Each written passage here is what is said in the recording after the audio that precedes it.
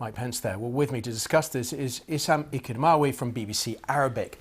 As we were saying in the introduction, the Kurds in Syria felt betrayed by the US withdrawal, which paved the way for Turkey to take over Kurdish areas. Are the Kurds in neighbouring Iraq reassured by Mike Pence's visit and his words? Well, when we look at the Kurds in Syria and Iraq, we have to bear in mind that they're not a homogeneous group of people. So they have different interests, different allegiances, all sorts of things.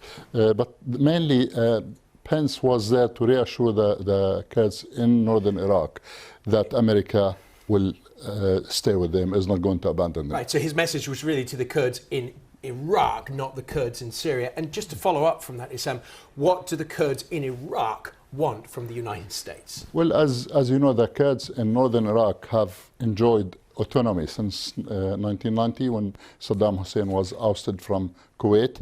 So they had this autonomous areas in the north. They've got very strong relationships with the United States and even with Turkey. So in that sense, the message was that whatever arrangement is going to take place in northern Syria is not going to impact on them. Right, so there's a very big separation there between the two different Kurdish communities on both sides of that border. Just picking up on another story in the same country, Iraq. We've just seen these continuing protests. More people have been killed today. I think 300 people have been killed in all. From what we understand, the protesters want an end to the entire political class. Is that realistic?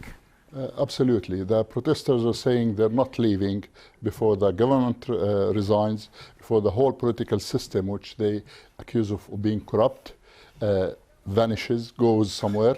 That's a very big absolutely. Aim. They want a new constitution. They're speaking against the political system. Some political parties offered like some kind of truce to give the Prime Minister Adel Abdel Mahdi 45 days to come up with some reforms, which was rejected by the protesters, who are insisting on staying on the street until their demands are completely met. And we've seen since October 300 people have been killed.